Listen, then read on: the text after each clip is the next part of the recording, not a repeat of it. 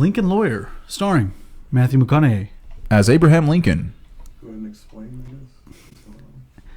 as Abraham Lincoln's lawyer here on the Mark and Andre Show. Shout out to Lincoln, by the way. Rest in peace.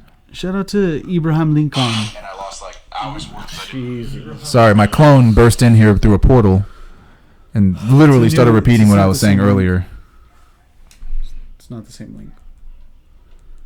So please forgive that. The duplicate, the doppelganger that just popped in here, he's gone now. Ay, Dios mío. It's not the same one? From the producers of Adios Mio.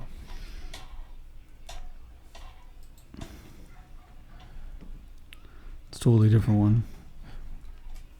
Like R. Kelly legit peed on a person. Don't forget that, everybody. Like he does that. So he obviously does that more than once. Don't forget that, everybody. Why is the camera not available? It says the camera is not available. There seemed to be error with camera. What happened to camera? What happened to camera? I do not appreciate error. Your error. Adderall? Your error to the camera. There are very many errors to your camera. Shamara. M. Night Shyamalan. Tony Shamel? M. Night Shyamalan. He's very good movies. I very much appreciate the work he do. Right? I remember very first time I see Mr. Shyamalan's movies. They were very entertaining. There were moments of fright and confusion. He deceived me toward the end of the seven senses, or the six senses. We're good. Ladies and gentlemen, I want to thank you for tuning into the Mark and Andre Show. Sorry about the technical difficulties here. Episode 65, The Quest for Peace. Yeah. We're going to be talking about what makes a movie a classic, and also we're going to be discussing world peace. Yeah. Is the world able to achieve it? Can it be achievable? Yeah. What's holding it back? What can happen for it to be so here on the Mark and Andre Show? Yeah. Andre, how you doing? Yeah. You know? Yeah. For real. With me is my very esteemed co-host, forefather of Lyricology 101, Yeah. Hip Hop Tutorials, Andre Gaynor. Yeah. Yeah. You guys notice that we're dressed in pretty snazzy clothes, kind of away from our usual uniform of casual clothing. Yeah. We just got back from a wedding. A fantastic wedding. Congratulations to Jonathan Ford and Jamie. The new Fords. Exactly, the Fords. The new Fords on the block. Wish you guys the best. The best. The most best. And other than that, we're doing good. We just got back. You doing good, Andre? How you doing? Man, I'm doing great. End? I'm feeling great. I'm feeling fantastic. Sound lad, how you doing on your end? Pretty good. There we go. Thanks, that. So now, it's time to get serious. I know. If anything, we're 9 p.m. on time on Hawaiian time. I think that's like an hour behind our time, Pacific. What qualifies a movie to be a classic? Now, in the world of cinema, there's a few movies that go beyond the preference of genre and actually become a hit with all audiences. Mm-hmm. A sci-fi movie can go beyond that of sci-fi fans and actually be liked with a bunch of people. Mm-hmm.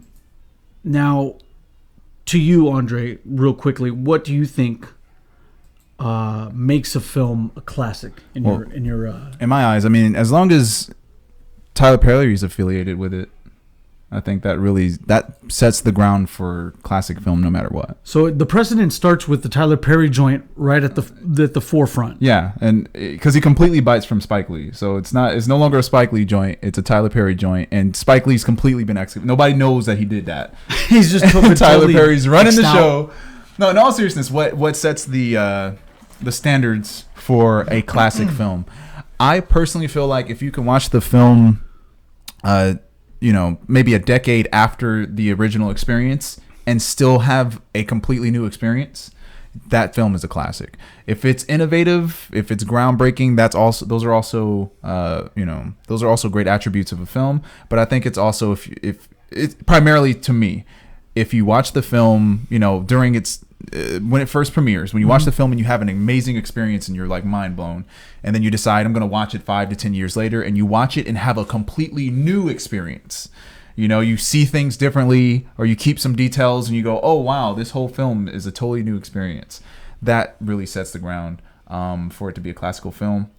Also, one extra little note: if they have those deeper layers in it, that's just a personal preference for myself. I don't think everybody holds that standard. To have a movie that is able to have a expiration date longer than 10 plus years. Yes. That it's still somehow relevant in the future. That's really hard to pull off, but some films have done it. Yeah. And it stands the test of time. How do you say it? Time. The box office, a lot of people want to go to the box office when they try to tell you what a classic is, but if a film gets released to multiple theaters and gets box office acclaim financially, right, that really doesn't play in sometimes to the classic idea, for it to be a classic movie. Right. You never consider the fact that because it makes a lot of money at the box office, never consider it to be a box office hit and share it in the same note as a classic film. There's a ton of movies that get 100 to 300 million plus at the U.S. box office, and they become forgotten.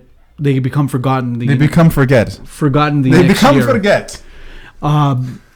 Shortly after the release, they become totally forgotten. And movies like Central Intelligence, released last year in 2016, made $217 million at the box office. Shit. And I forgot it was released last year. Right. And how soon last year? June. So June. in the middle of 2016, this was a summer flick.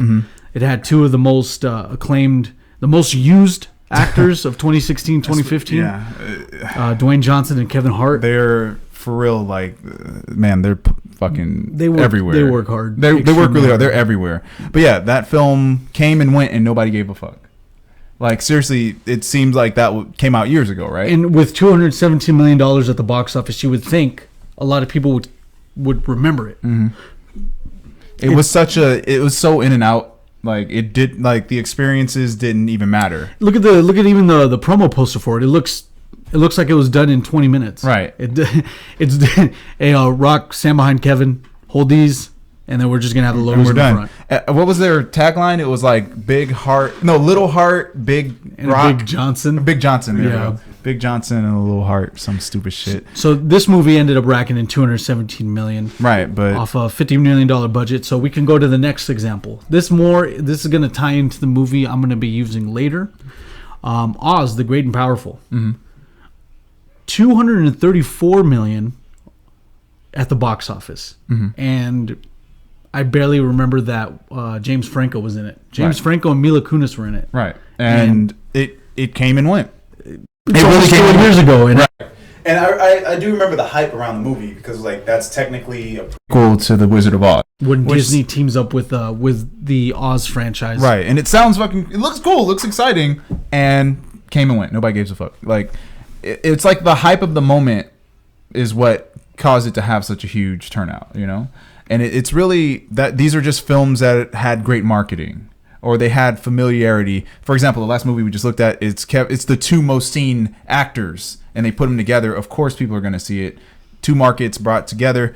Then we got the Great Powerful Oz. It's just the title, Oz. Everybody knows Oz, and you see that world expanded. And you'd figure with stars such as James Franco, Mila Kunis, Dwayne Johnson, and Kevin Hart that these movies would remain memorable, or even try to maybe even go into the category of being classic. But despite all that, they end up being forgettable. As a matter of fact, when we were looking up pictures to use as an example, we didn't know what movie you were talking about. Right, I was like, Oz, the Great and Powerful. I thought because Mark likes to make up shit, so we thought he fucked around and made up a movie. It's all work. And then he showed us we saw the image to the film, and we're like, oh wow, I do remember that being a thing. But it was so in and out. It almost sounded like Oz, the Great and Powerful. If you just heard the name by itself, it to you in your brain goes, didn't that come out 10 years ago? It didn't sound like it was a recent film.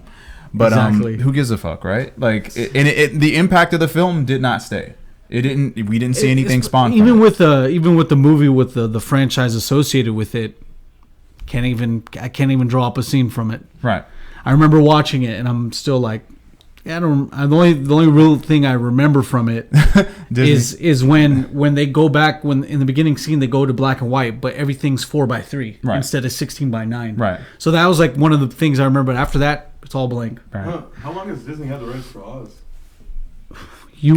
I think at that point they had the Great and Powerful Oz is going to be the point where they had it, and now they're going to make a movie from there. Are they really? Well, once you soft reboot. Yeah, once you buy the rights, you're gonna use it as much. And if your name is Disney, you're gonna fucking rape your product until it's dry. And your customers. Open up customers. Those wallets. The other movie that I want to talk about is from 1999, and this movie's Inspector Gadget. Matthew Broderick. Mm-hmm. They ended up trying to bring. That was in '99. That was in '99. The car was voiced by D.L. Hughley. Mm-hmm. I just remember Matthew Broderick was in it. Yes, that's like that shit is not whoa, made up. Come on, Gadget. D.L. Hughley is the sassy car. We can associate this movie with being shit, right? But it made $97 million at the box office, and off a $90 million budget, so it only scraped $7 million profit. But still, it's that's like million. Yes, so, it only scraped $7 million profit. It doesn't matter. The gamble worked. And once again, we're seeing Disney. It's another Disney film. The idea with it is like this movie's always generally been associated with a bomb. Yeah. And it's I just barely remember this. It's one of the worst. Inspector Gadget is directed by the guy who did Cool as Ice. Yeah. I forgot about that. Yeah. I was like, it's one of the worst. I know I picked it for a reason. It's one of the worst films. Actually, it's really bad.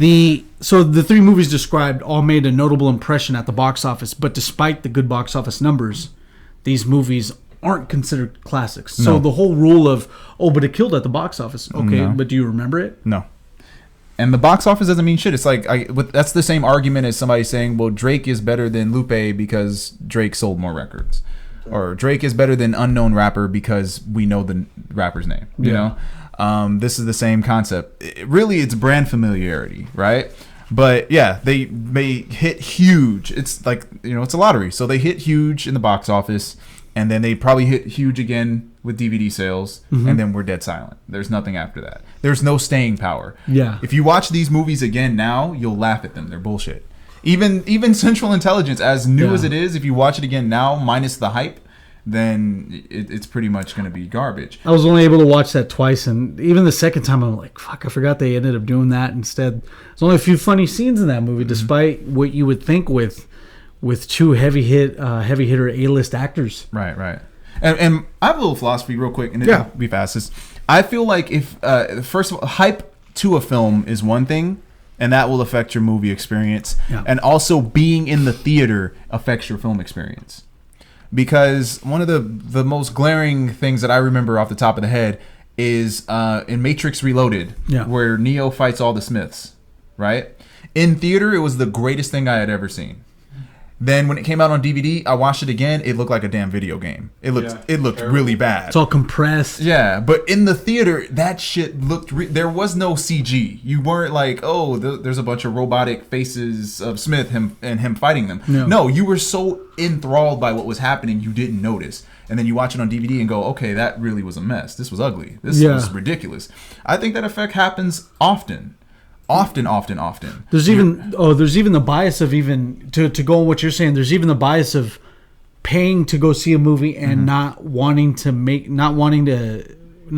to be shit. Right. Like every time we review a movie, we're kind of rooting for it because we have to pay to review that. We have to pay to watch to review these movies, and we're like, was this shit a waste of my time? And it comes with that, like the bias of the great action flick, the great action scene in the Matrix Reloaded movie. It looks great. Then you take it home. You're watching it. You're relaxing. You're in a different place, and it's just like, whoa, this looks awful. This is like the Matrix Revolutions video game, right? So yeah, there's definitely. I feel like the theater itself has its own atmosphere and its own influence on your experience. But then again, we're talking about classic films, so even if that initial impact is incredible, if the follow-up sucks, then I wouldn't consider it a classic. You know. So there's even more factors that attach to this beyond success at the box office. Oh yeah. I The think success in the box office attributes itself to like the people seeing it is like date nights and people like going for the namesake of the movie. Just obligated views, because of that. because a lot of people do go to the movies in this like desperate attempt to do something unique. Exactly. Like, me and my girl, we work all the time, and this is our only day we get to spend together, so we're just gonna see whatever's in there. Oh, an Adam Sandler movie, I know him. Exactly. Jack and Jill. Oof. And just sit through that shit. And With no hope. With no hope. Like, I'm a little afraid that Get Out is gonna suck on DVD. No, that's what I thought when you were saying what makes a classic movie and rewatching it and seeing different things. Mm-hmm.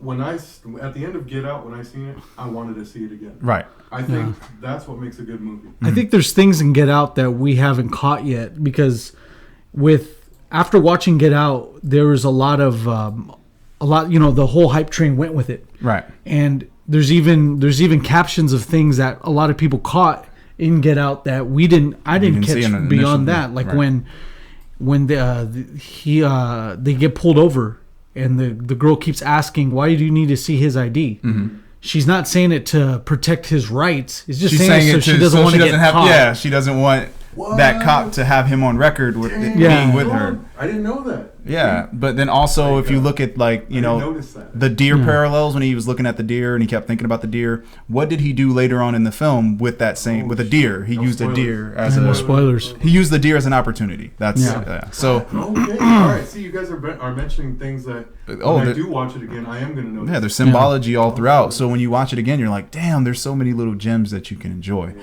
And that's a great film experience. Sixth Sense. I'm sorry. Did you have a? No. You could bring those examples. Yeah. So The Sixth Sense is another great example. It's like it was one of those things. I watched it, and of course, the plot twist is what had everybody going crazy. And you have no choice. You have to watch the film again, and then you watch it again. You go, this is masterful because he did it in such a way. It wasn't a cheat. Some plot twists are a cheat. He actually still made it like practical with its own rules. He was a ghost the whole time. Spoilers if you didn't fucking see it. Oh my God. Shut up. No. I remember showing my friend recently. Actually, she had never seen the movie before, so I was like, "Oh, you're in for a treat." So I showed her the movie, and she's sitting here the whole time like something's off, and she's trying to figure it out. And then at the end, she figures it out, and she goes, "Oh my God, can we watch it again?" We watched it again. So it was fun, and that was me watching it again after a long period of time, and I was even like, "Wow, this is a masterful film." Oh, Sixth Sense holds up. Yeah, Sixth Sense holds up till today. It's not, and it didn't age badly. It doesn't, his skills were still there, and it made sense why it was such a breakthrough film for him. Such a breakthrough film for him that it just skyrocketed his career. So what makes you think Get Out's going to be bad the second time or on DVD? The atmosphere of the theater. I feel like even Jordan wrote, you have to see Get Out in the theater because you need that atmosphere. Because I need to get paid. That's right. Yeah, that's probably why. He's all like, the only way to watch my movie is in the theater. So the experience is different in theater. Yeah. And I think back in the comfort of your own home, it might not have the same impact, or you might not even take it as seriously. You know what I mean? The idea that I went in with watching Get Out was the idea that it was going to be like a thriller / scary movie. Mm-hmm. Oh, so you thought it was going to be a split between thriller and scary movie? So you thought Michael Jackson and the Wayans brothers were going to come together? I thought it was going to be like in the same Keanu universe since Jordan Peele directed it. Yeah. No, but I just thought it was going to be a lot.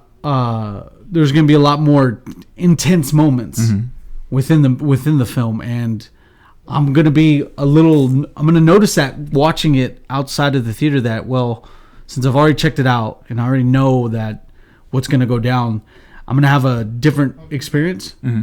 I got to check out if it's going to be rewatchable, watching it a couple more times. Right. Well, to see if it's going to stick. Keanu's a great example, like you said. Keanu in the theaters, we were in tears on the floor crying, like laughing. Yeah. And we had a really great time with the film.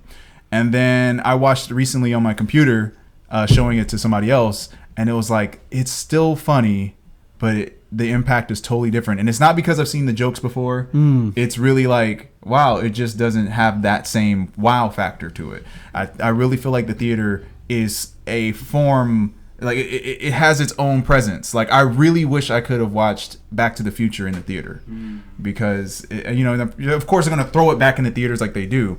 Remember they threw in the Disney films. I went to see Lion King again in theater in 3D, and the impact was huge. It was a crazy experience. It's like, damn. It's always going to be. It's always going to be great. Yeah. But just the theater atmosphere. It's like, that's the classic already. Yeah, it's already a classic. I don't have to argue that one. But being in the theater and in 3D, it was like, wow, I forgot. Like, this is an incredible experience. Even a movie with a great soundtrack really sells the point. I mean, a lot of people love Guardians of the Galaxy mostly because of the soundtrack. The soundtrack is a great plus point to then what you have with a great movie on top of that. Oh yeah, I remember last time I watched Guardians of the Galaxy, we all had blindfolds on. We didn't really want to see the film. we were just there for the music. Yeah, we were there for the music. We treated it more like a concert experience. I went and I seen that movie that just came, Ghost in the Shell, and that has a very heavy synth, it's sort of like electric soundtrack to it, score. Yeah. And I was sitting there, I'm like I said, like you said, I'm glad I'm watching this in the theater, because the big stereo system they have really made the ambience of that movie really. Right, and I feel like it has its own form of impact. Another example, and then I'll we'll stop harking on it. It can be a double example. My Napoleon Dynamite experience was in the theater, and completely unaware of what the film was. It was an accident. It was just like, let's just check it out. And that film blew me the fuck away. Hilarious. I couldn't stop like I was dying laughing, but that's because I had no expectation of what was going to happen. Yeah. And then Black Dynamite was the same. He went to see Black Dynamite. Both Dynamites. With no Dynamite with no like preconceived notion of what he's about to experience. It's just Black Dynamite looks weird. And then he's watching it and it is like, it's killer. It's unbelievable. And in the theater, it was just its own experience. But then watching Napoleon Dynamite again on DVD later, even no matter the size of the screen, it was just like, this is funny, but it's not the same experience. Napoleon Dynamite has that characteristic where you could watch it with somebody, but you want to watch it with someone who hasn't seen it before. Mm-hmm. Yeah.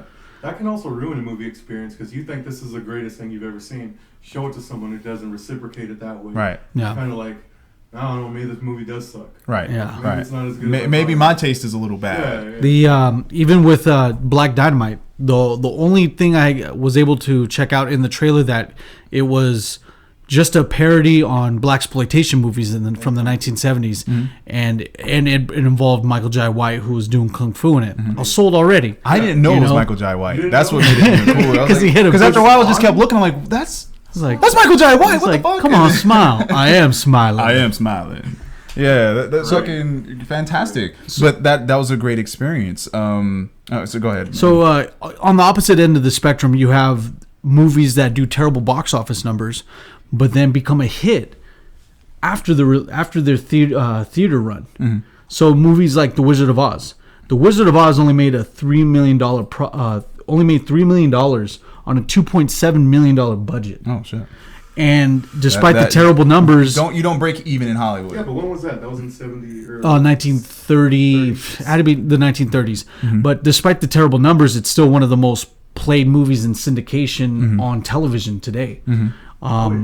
It ended up scoring 2 Oscars, one for Best Score and Best Original Song, Somewhere Over the Rainbow. Mm-hmm.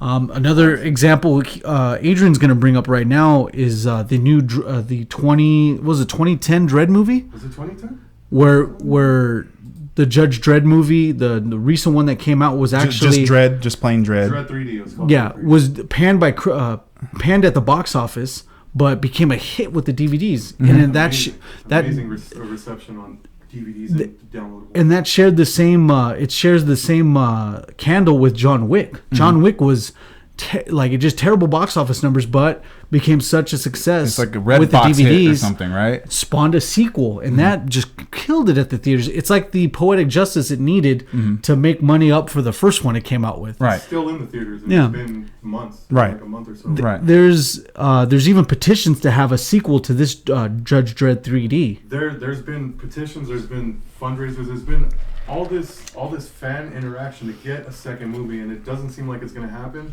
Yeah. But it seems like it's going to happen in comic book form. Okay. Which is kind of what people want, but at the it's same a bit time. bittersweet. Have you seen Dredd 3D? I've seen a scene. and it was one of the dudes was on slow mo. Yeah. And everybody was having a gunfight, and I was like, "What the fuck?" That's actually the most genius way to introduce a slow mo gimmick to your film. To introduce phantom cameras, right? Like, the whole drug that they were using, what was it called? Slow-mo. Yeah, slow mo. And there's this one scene where she's just chilling in the bathtub, and it puts that Inception slow mo water scene to shame because you just see like little droplets, and then those droplets are reflecting light off of it. It was just perfectly shot. Visuals are insane. Yeah, and people wouldn't take it serious because it's just like, oh, that's Judge Dredd. Like, they think Stallone, right? And they think campy '90s action. What's wrong with Stallone? And there wasn't anything wrong with that other film. It was ridiculous too. But Dredd. Even I'm victim of this situation because I saw Dredd. I was like, no, just no. If a sequel doesn't happen, it'd be dreadful. Is this thing on? Oh, wait, the whole show's everyone left. Wait. But it definitely seems like one of those they flop in the box office, and we're in a modern situation to where we have streaming, we have Redbox and stuff like that. And I've been behind people at Redboxes where they're just like, I don't know, I'm just here right now. I don't even know what the fuck to watch. That looks Keanu Reeves, and then they pick John Wick. And then they have an experience, and they go, "Oh shit, I got to show my friends," and stuff like that. That's a good point you bring up. That's what's happening. The idea that since streaming and Redbox and Netflix and a bunch of streaming services are taking over, theaters now know, or not theaters, but like production companies that release movies to theaters know that every movie that they need to make has to make an impact in the theater now, because otherwise you could just take it to streaming, cut the whole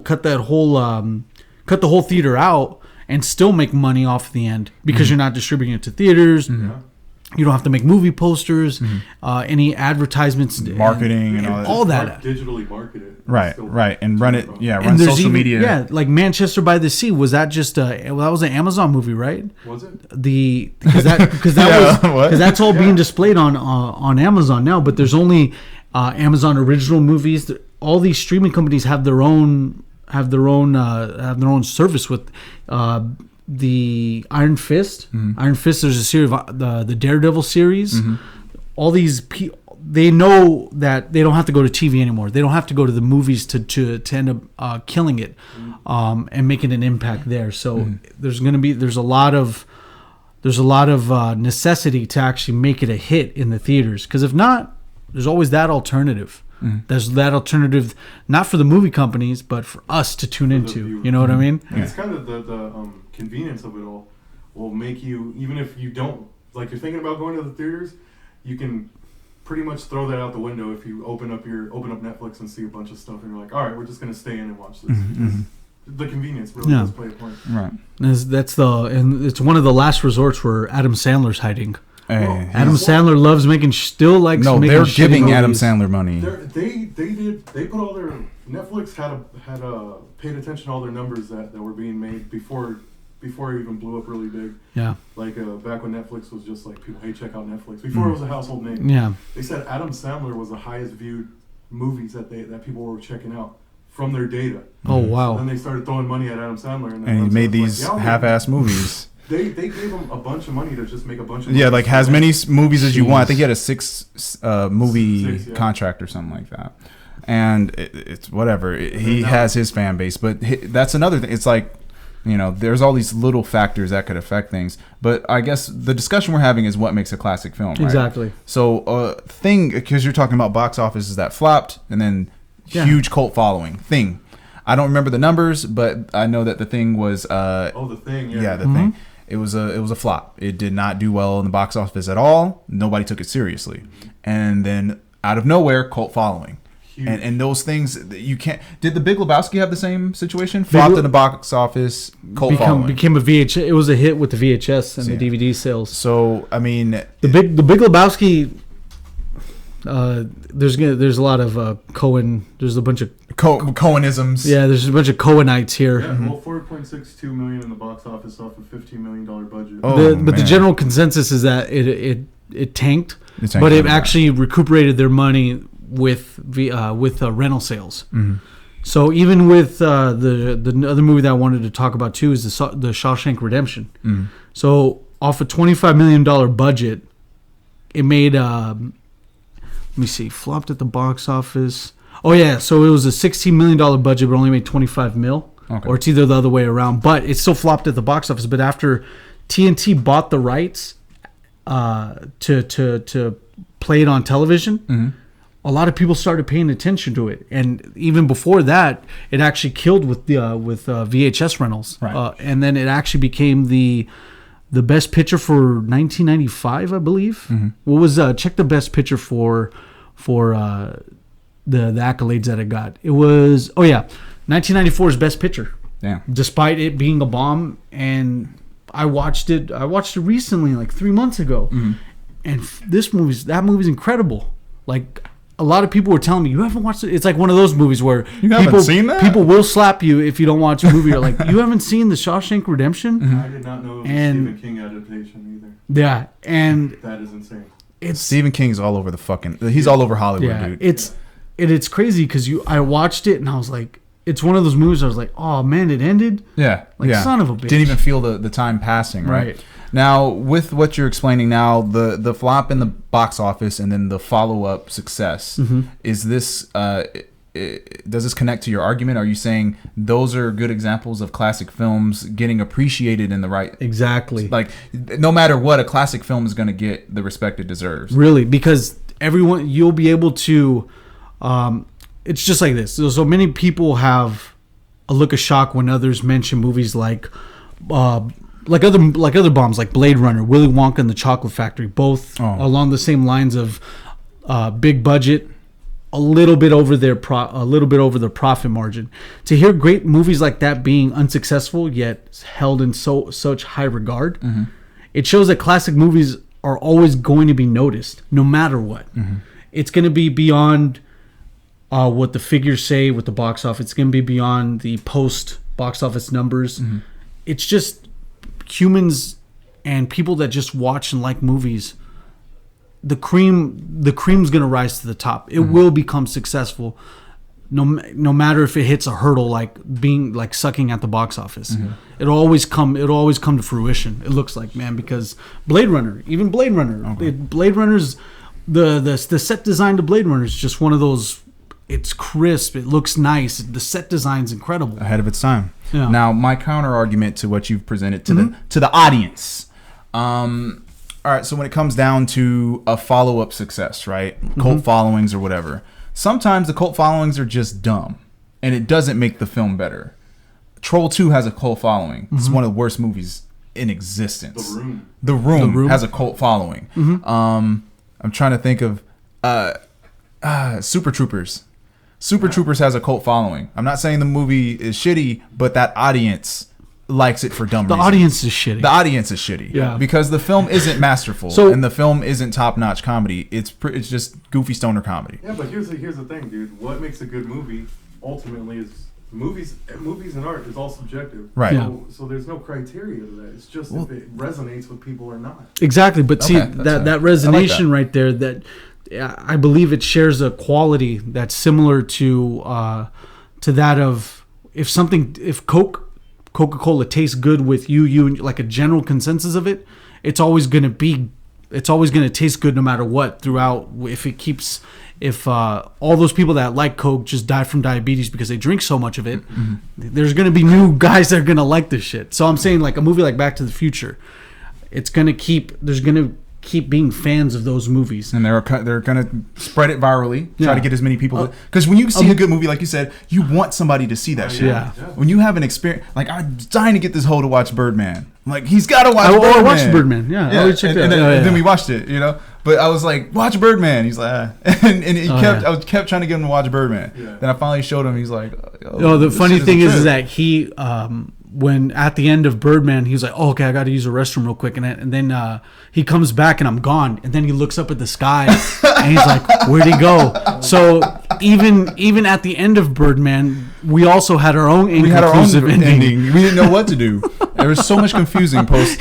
But it's just the one story you're all looking up to see if I jumped off, or even look below to see if I jumped off. You've seen Birdman, right? So you didn't get the joke. Anyway, but to take an example with a crappy movie, like you were saying, The Room. The Room is a shitty movie. Right. But the idea that you're attention trying to that it say is got. that no matter what, people are gonna enjoy it. Mm-hmm. But it's in the context of having it. I could. With critical acclaim, with it being good, because a good movie's gonna have that critical acclaim. Those are gonna go hand in hand. Right. But I mean, but the in a only weird time way- it doesn't is when it's action movies. But here's another weird way to break your concept or your logic. Uh-huh. I think that The Room is a classic film because I can watch The Room at any time and laugh to tears at any time because of how bad it is, and it doesn't get old. It just doesn't get old. I'm like, I know what's gonna happen, and I still go, how is this that funny to me still? Yeah, but you're making it a clean slate by saying, okay, I know how shitty this is, but let's scoot that all the way and laugh. Let's just laugh at the bad production. Mm-hmm. That's not what you go to movies. You expect the production to be great. Right. You expect everything to be on point, but we're looking at this guy who's just like, I did not hit her. This foreigner that had a lot of money and decided I'm ready to make films. You will not support Tommy Wiseau here on this show. I'm just throwing counter arguments to get us talking. You know what I By mean? the way, next week Tommy Wiseau is going to be our very esteemed co-host here on the Mark and Andre Show, discussing the great and powerful Room. Now, The Room. do you have any examples of what you believe to be classic films to kind of bring this into focus? So, like I mentioned, Blade Runner. Okay. Blade Runner did And it. you personally believe it's a classic? It's a classic sci-fi film. Okay. Definitely. Now, why would you call it a classic? It still holds up today in the sense of Blade Runner. It still holds up today with the effects that it uses, with the idea of dystopian futures, kind of being similar to what I expect what's going to happen in the future. I'd say the only error in this movie with the dystopian future is putting an ad for Pan Am, because Pan Am isn't even in existence anymore. But everything else, man, it's just you expect replicants to come around in the future. Like they make it seem logical for that to happen. Right. Another movie like even let's go into war flicks, Saving Private Ryan. Right. Saving Private Ryan. Despite the fact that groundbreaking scenes, depictions. Despite the fact that the Battle of Normandy scene has been duplicated like 20 times even before that movie came out. It's become the standard of war. It's the precedent. But that seems like a new category you've introduced to declare classic. Yeah. So it's innovation? Yeah, there's It's several uniqueness factors. and innovation. Yeah, there's several factors that I have here. It's just originality. What about 300? Yeah, exactly. They've created slow-mo action scenes, Right. That were everybody's practical. doing now. Right. Yeah. And it became abused. Like, Yeah. you know, or that's even a better example. The fact that once it was done, everyone did it. Yeah. So the originality was set originality. with 300. And then people realize, we can completely green screen an entire studio and shoot a whole movie. Yes. Yeah. And now we are saving a shit ton of money. The Pineapple Express is a classic to me. Sorry, go ahead. no. Yeah, you know, like there's originality still. Originality. Even with the originality still, like another Get Out. Get Out. Yeah. One thing sitting and watching Get Out that made me feel good about it was that unlike reboots and retellings or whatever, Okay. like these old movies that we've seen before, I didn't have a expectation for it, and because of that, everything that happened surprised me or really won me over. And that right there's a classic. And it had an impact on you. It's funny because the point that I make the next with this is right place, right time. Okay, that's Get Out is one of those movies where it was just locked in at the right place at the right time amidst a lot of racial turmoil with African Americans and other minorities. It's just Get Out happened, and it was just a hit because you had this whole issue of this whole white black issue that it had inside it. And it's so crazy how everybody went to see it. Yeah. Because, just even from the trailers, it's like, this is actually kind of edgy. You will I don't get think white people woke. are going to see this movie.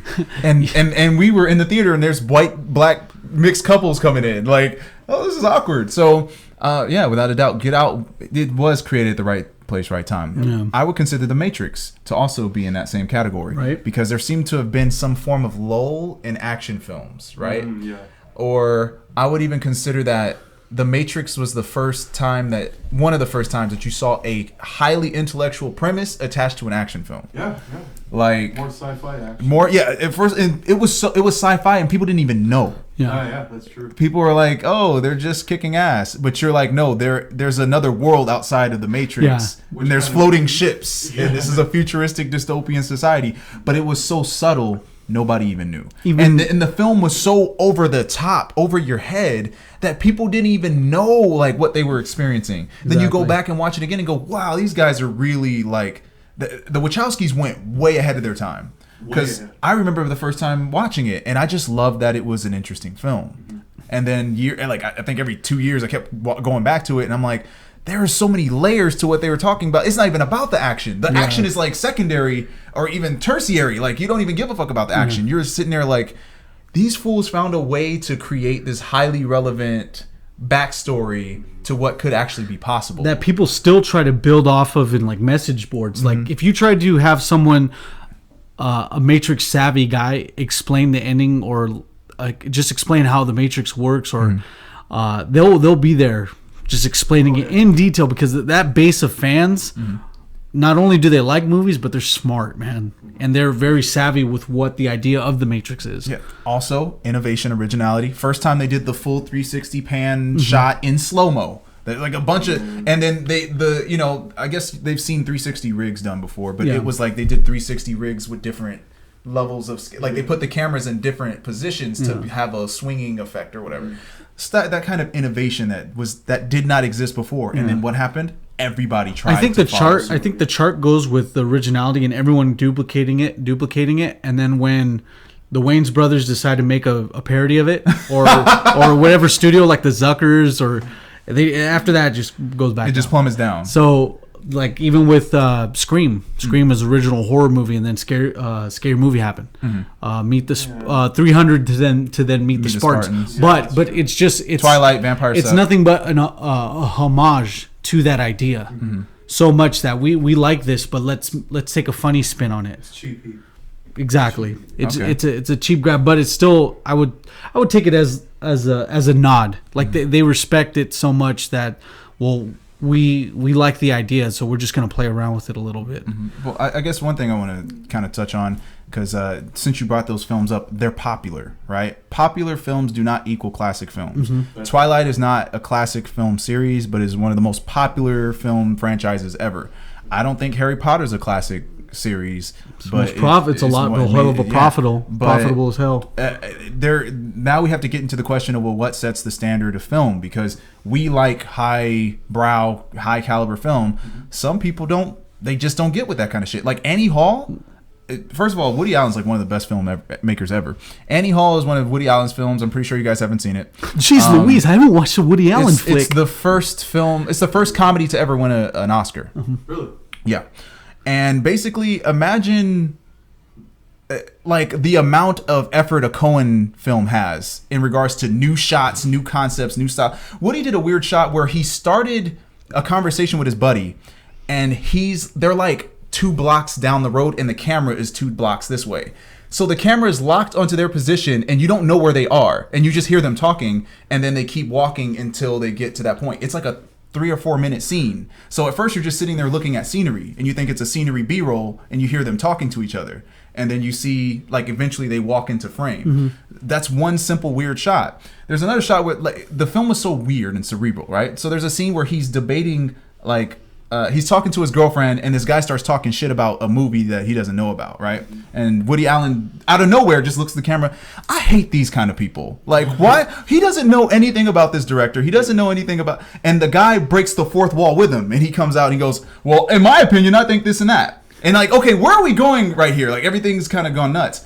And then he says, you don't know anything about this artist's work. And that actual director or whatever comes out and goes, yeah, you know nothing of my work. I was talking about this. And then he walks out of frame, and then he goes, Woody goes, wouldn't life be great if that kind of shit happened all the time? And like, it's such a cerebral and unusual film.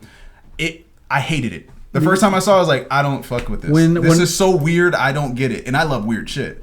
And then I came back to it, watched it again, and I started to digest it more, and I realized this is really highbrow film. Like, this is top of the line film. Like, this is over the Oscars' head, you know? And then the more I enjoyed it, the more I had a breakthrough, similar to you with the Coen brothers. Yeah. So most people would hate Annie Hall. They would not consider it a classic because they don't get it. Like, Annie Hall is really hard to get into. But once you get it, you can't deny it's one of the greatest comedies ever written. What defines a classic? Through the eyes of other people. Because my mom is a huge Tyler Perry fan. She thinks everything he makes is classic. I'm not joking now. Yeah. So he's not. She thinks Tyler Perry's like this groundbreaking filmmaker. Oh my God. Dude, she rents like when she still rents movies, right? Right. She still goes to the Red Box and come back with some. If there's black people on the cover, that type of shit. So when it comes down to it, it's like she thinks like one of the best works in black film is like Friday or something. Just exaggerating, but that's how she perceives it. Yeah. Anything by F. Gary Gray? Yeah. So I mean, some cats like think Boys in the Hood is one of the greatest classic films ever. Pretty good movie. It is a good movie, but you can't convince that person to watch Annie Hall. You can't convince that person to watch Birdman. Dude, that'd be a movie in itself to actually like in a world where you have to persuade your white grandpa to watch Boys in the Hood with you. Or like the other way around. Like, geez, I'm not gonna watch Boys in the Hood with you. Watch Boys in the Hood. No, I'm not gonna watch that movie with you. So, I mean, what sets that standard? Because certain people enjoy entertainment on certain levels. Yeah. There are people that think that Michael Bay is a phenomenal, groundbreaking director. And look at the most profitable franchise of all time. The Fast and the Furious franchise is now. But we can't use that's what we said. We can't use profit and we can't use popularity. But in the terms of a mainstream audience, I would say. So that is one of those.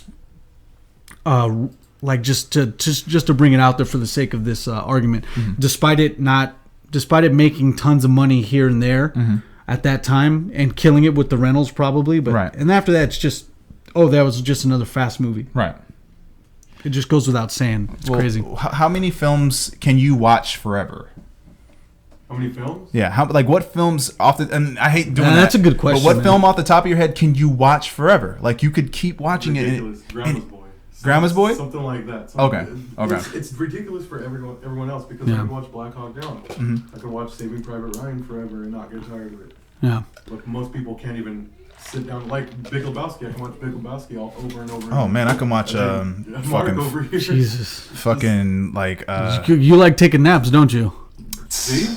It's so subjective that it's hard to make a criteria for it. Yeah, like even with me and I would say the lowest thing on that totem pole would be to me Half Baked. Okay. Half Baked is something I could rewatch. It's one of those, it's one of those movies I could rewatch all the time. But then, you go with me, it's just Ip Man, Blade Runner, T2, Tyson. That movie Tyson I could watch all the time. Yeah, Terminator 2 Predator, is a perfect example. Much action flicks. I mean, even Saving Private Ryan, Gladiator. Back to the Future, the whole trilogy, the whole one single movie, I would think. right. There's just tons of them, man. But like I said, those movies, a guy who's a sci-fi head who doesn't like action movies will still enjoy Predator, or even with someone that just enjoys 1980s like 16 Candles-esque movies will still enjoy Back to the Future because it still has that vibe, despite it being about time travel. Okay. There's if a movie can speak to everyone and is able to get away of its own genre, get away from its own bubble of people who are only gonna like sci-fi or action movies. If it actually goes to that tier, and a lot of people are still into it, but then if it goes outside that bubble, it's like, fuck, this shit is a hit. Everyone likes it. It's been 20 years. We still have to keep coming with like 5-year releases of this movie because people are still in such high demand. The DVD and the Blu-ray of Back to the Future is the 25 and the 30th right anniversary edition. It's just crazy stuff, for example, like that. Okay, that's actually and good. Even one more I have, and I'll use this one as a humorous example, but it's still true. Something that speaks to the whole nation. Independence Day. Independence Day is a movie that isn't really good, but it still has its impact. Yeah, exactly. You can still sit down and just watch that shit. To where the president is like, "This is our Independence Day for the world. I'm gonna help you guys out. I'm in a plane. I drove a plane when I was in the Air Force. So the president's joining in. Fighting. It's just the most American fucking propaganda. Will Smith socks out an alien. Every person on the planet is listening to the same announcement from the American president. Oh my God. Like no other country's president is speaking up. They're letting the American president. We shall declare today Independence Day again, some more. Like it's already Independence Day. And Like, watching it countries. in the theaters, you're like, fuck. and it's Like, huge impact. I remember the trailer. It just shows something's gonna happen on Independence Day, and all of a sudden a big laser hits the White House and everything that's blows it. up. And that's like That made that- you're not supposed to attack that, shit like that. Did you guys see the new one? He did. Oh, dude, it He was. fucking did. Ooh, Yeah, that I was did. terrible. You don't even want to put. I don't your even name like, on it. dude. It was. Because I'm at a point now, like this is you want to. I guess the best way to identify a classic in a weird way now is just to see what gets rebooted.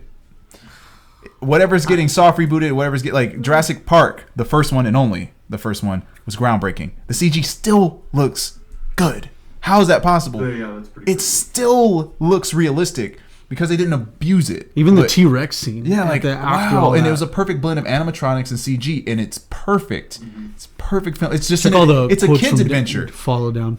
It's a scary kid's adventure. You know what I mean? It's a violent, Okay. frightening kid's adventure.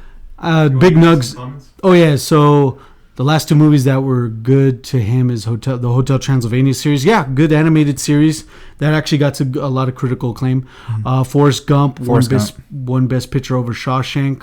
For some reason, they're playing Forrest Gump Marathon on AMC today. Blade Okay. Yeah. Runner Sure. 2049 is getting that reboot. Yeah, I'm That's only gonna watching be it because of nut- Harrison Ford's in Nah. it. It's- Hey, I love Waterworld, even though it bombed. It's still one of my all-time favorite movies, mostly thanks to the stunt show, but the movie's still good. Okay.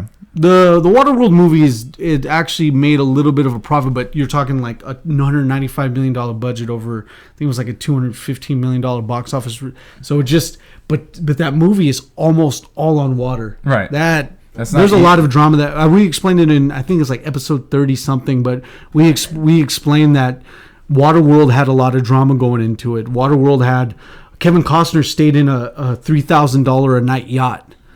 In order for someone to use the restroom, they'd have to take him off that little makeshift island and take him on an island where the restrooms are at.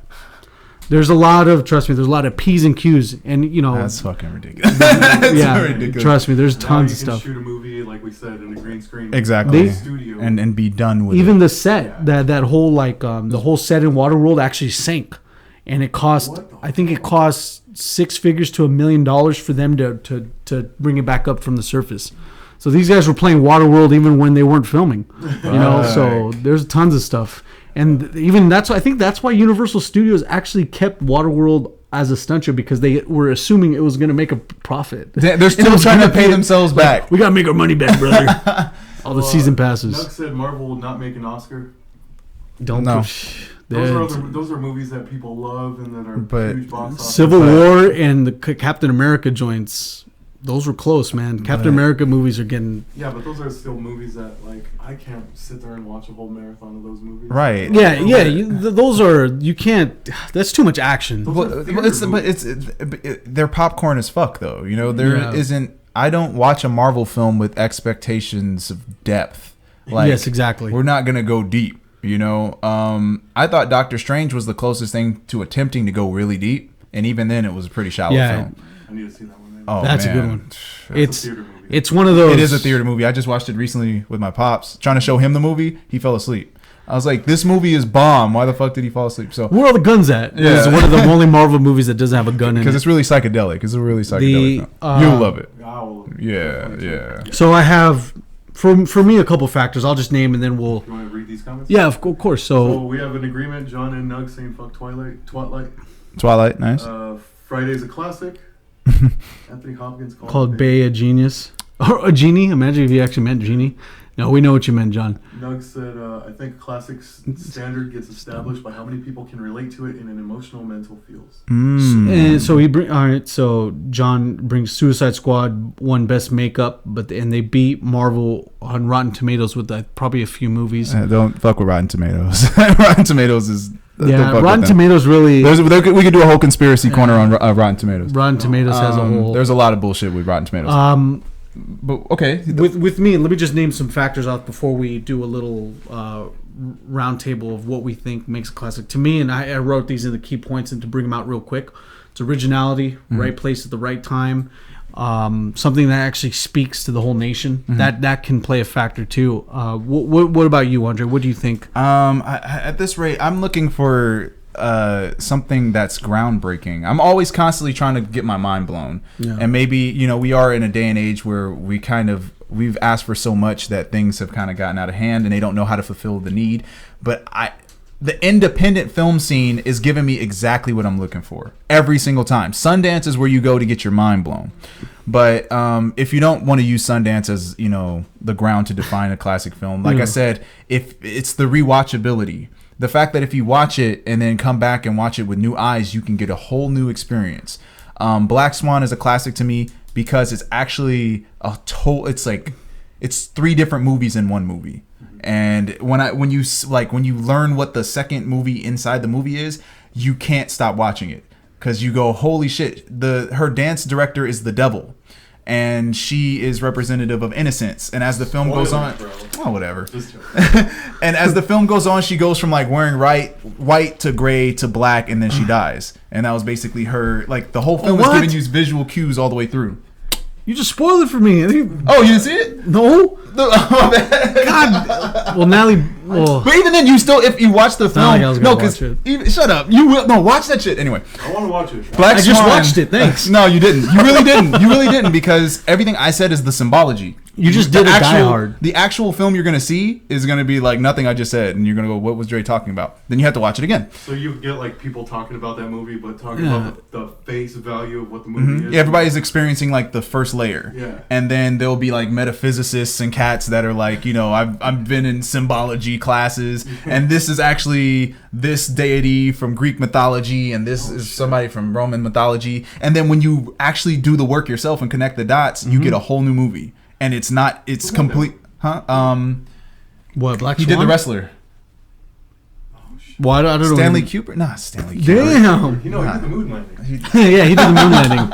So you basically spoiled Black Swan by saying that she kind of does what John McClane did in Die Hard, where she wears clothing and then it like somehow all comes off, and then she dies. Darren Aronofsky. Thank you, Darren Aronofsky. It's fantastic direction too. So the actual film itself is enough to enthrall you just with his directing skills. Requiem. Requiem too. Yeah, Requiem for a Dream is a classic without a doubt. He did Jackie, the Jackie. And Jackie Kennedy. Jackie was a great film. Jackie was. You actually watched the Jackie Kennedy? Yeah, I saw Jackie. I watched that because I was like, I'm just bored and curious. And then I watched it. I was like, fuck, Natalie Portman scares me. Did she do a good job as Jackie Kennedy? Oh my god. Did you see Pi? No, I did not. Oh my god, that one's a classic. And I heard I need to watch that one. That is definitely a movie you need to watch. Wes Anderson films. Wes Anderson films, he's a bit pretentious. He's a bit. A lot of people praise him. They give him a lot he's a bit overrated. But when you watch his films, his level of detail is what is remarkable and what keeps you watching. Anyway, just to answer your question, because I feel like I'm rambling. What defines a classic is just the rewatchability, the layers, the detail. There are some films, we always talk about it, Back to the Future is one of the most detailed films you could ever watch. It's like there was no shot out of place. There was no object out of place. Everything had a meaning. Yeah. That is crazy. And then just a great directed film overall without all that other shit. Even the ability to tell time travel and keep it condensed so the general audience can grab a hold of it. And families can understand it. So that factor, and I don't know, I guess if it does something so innovative, it's just like earth shattering. I thought Birdman was great just because of his technique. The technique was he ran the whole film like a one shot. Everything looks like it's one shot, but it's like everybody can do that. He was doing shots that didn't make sense though. I was like, watch this shot, and he did some impossible ass shot with made it look like a one take, and we couldn't figure out how he did it because it requires you to go through bars and windows. You can't get a big camera through bars and windows with this trick he did. Yeah. So a lot of the stuff, and he was doing mirror shots. It was all a long one take, and he's going the camera's in a position where there's a mirror, so you'd have to see the camera. How did you do that? It was almost a magical film, But it was gonna get really magical when Edward Norton was gonna bang Emma Stone, but we didn't get that. We didn't get the whole. Experience. Yeah. Edward Norton kind of plays. It's crazy because Edward Norton almost plays himself. Edward Norton, Vince Vaughn, and there's got to be one other. There got to be one other guy that just plays that one same character. Because I just realized Edward Norton when I was watching Rounders, it's the card counting movie. I was like, wait. Yeah. Edward Norton's been doing this in Fight Club. He's been talking the same in the Hulk. Same time. Oh, fuck, Fight Club. And then I'm like, I just forgot about Fight Club. and I'm like, he shares the same air, but I think Edward Norton has more range because Vince Vaughn can be Vince Vaughn only within comedy, semi-comedy dramas. But damn, Edward Norton could take it up a notch. Dude. He was good in Birdman. Fantastic in Birdman. Requiem for a Dream. The best example I can give for a classic film because it was so like mind-shattering the first watch that you have no choice. You got to watch it again. It's one of those ones that bombed at the box office too. And then... Oh, was it? Yeah. Because it was such... The name. Yeah. Like how Arrested Development bombed. People just didn't like the name. Seriously. That's all it was. Tag team didn't bomb. They did pretty good. Well, what about you? What defines a classic film for you? Right From your standards, you know. Well, right now I think that question is kind of being... You kind of have to redefine what makes a classic movie, especially in today's sort of movies right now when we're getting nothing but reboots and No new ideas. throwaway movies. Dude. Right. But like you said, like we said, the resonance. If it changes the way you perceive the rest of your day, that makes a good movie. When it goes off and you go, fuck. Yeah. Right? When you're just sitting there like, wow. Yeah. You sit there, you want to watch it again. Right. Originality. Like what I heard about Birdman was not that it was a good movie, is that the way it was filmed, Yeah. or the way that the director was able to do Some certain tricks and impossible stuff. shit. Same thing with this movie, Death Sentence. The way this guy filmed this movie, Death Sentence, with Kevin Bacon, amazing. Like this guy has who was it again? He really innovative shots and his directorial eye is just mind blowing. That makes movies stay close to my heart because it's out of the realm of what standards are, and it's actually creating a whole new way to make, write, direct, even score. Pushing the envelope. Exactly that, right? Pushing the envelope. Right. And I think mainstream film is so stagnant when something new comes up or when somebody tries something new, it's just holy shit. Yeah. That's why I was saying like Sundance is where everyone should at least just do one Sundance in your life. Just because every film will be on a Birdman level. Every film, because they're all trying something that mainstream film is afraid to do. You know, sometimes like, what if we did the film from the perspective of someone's mouth, and the camera's in their mouth? Yeah. What the hell? Why would I watch that? And then fuck It around and it's becomes great. amazing. You know? My friend Justin works at Videotown when I'm over at Game Swappers, and there was this one time I was just hanging out, and then he was giving a few recommendations to a lady, and he was like, yeah, this movie's good, and then he mentioned another independent film. Went the same route that you're describing. It went via Sundance and then got theatrical acclaim after to major theaters. Right. And she was like, no, that movie's okay, but you like those weird movies. Right. And as soon as she left, I was like, yeah, man, he was like, you like those weird movies, those independent, successful independent films, those smart films. I told him, I was like, those critically acclaimed films, you like those weird movies. And we just started laughing because me and him share, like, he's the type of friend that we'll always talk about for like 20 minutes about, have you seen this? Have you seen that? We'll just pinball back and forth about just what haven't we seen? What should we watch? Because I trust his judgment about movies. Going to the video store like Blockbuster, Hollywood Video, me and my brother, we'd see the new movies that are on the shelves, like the new releases, and go pick and choose from there.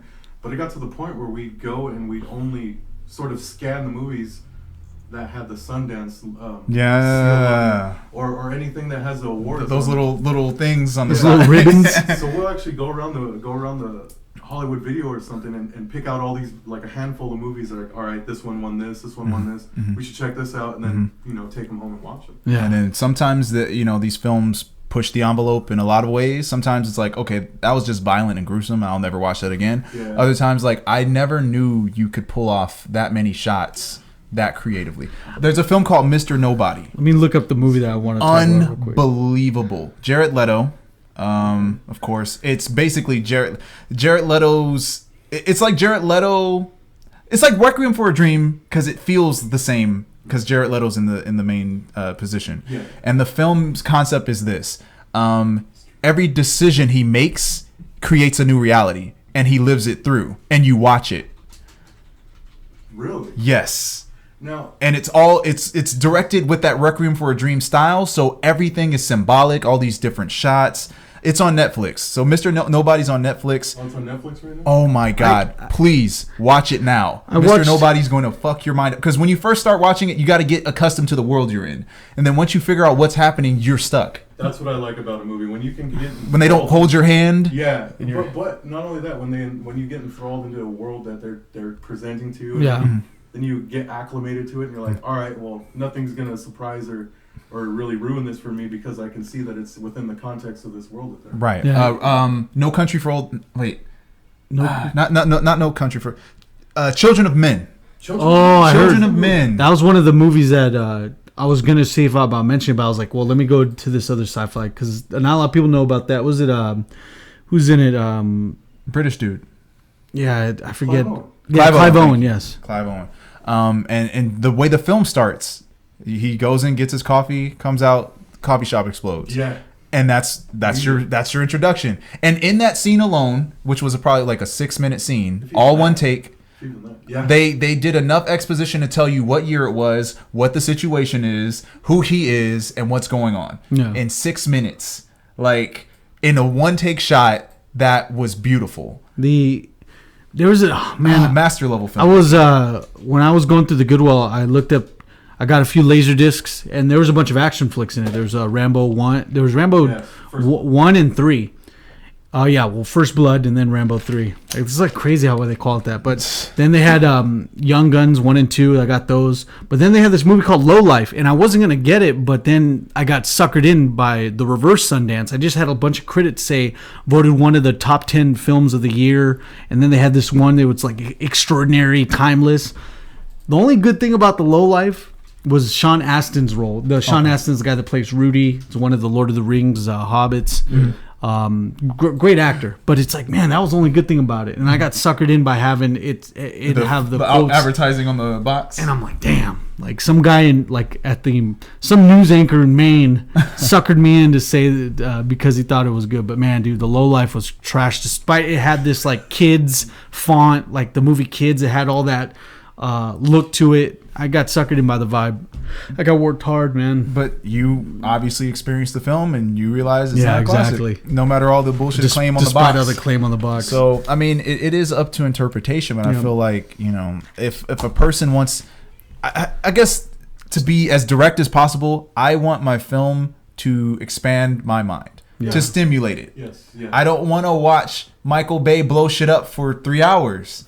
Transformers 3 fucked my brain up. We were in theaters and it was just like, wow. The beginning space scene anymore. Where it goes they're all in Cybertron and everything. And then the cool thing about Dark of the Moon was just the conspiracy angle of it. And I was like, okay, cool. There actually was aliens on the moon. And I was like, okay. But after a while, you're just none of this has a purpose. They took that away. I'm like, oh. Yeah, none of this means anything. Like, that's what happened. You're watching like, I don't feel anything anymore. I've grown numb.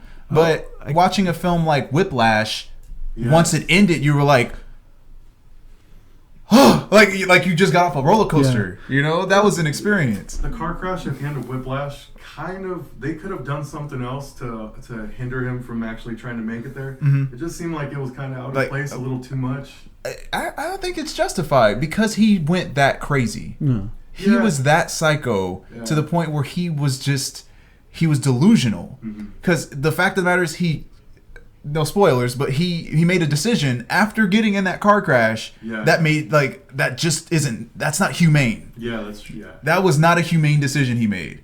And then of course it led to a bunch of drama. But one of I would say the most intense films I've ever seen without a death, without murder, action, without no form of action. It's like you are sitting there sweating for this character because Is that the drummer? Is that the drummer movie? Yes. Okay. And it's like, but that was a basic consensus. Yeah. So it's the drummer. It's in the Drumline universe. Yeah. It's just Nick Cannon getting pressured. No, seriously, it's one of those films that what we were just saying right now. Like you see how we were like kind of getting excited because it was a thriller. This film could be categorized as a thriller in a sense because it has you on the edge of your seat the whole movie. You're so like your heart is pounding for this drummer. The stakes are that high to us. That's what the film did to you. It's like it makes you go, if anything goes, because it's like if he plays one note wrong, something's gonna happen. You fucked everything up. You cannot mess up anything.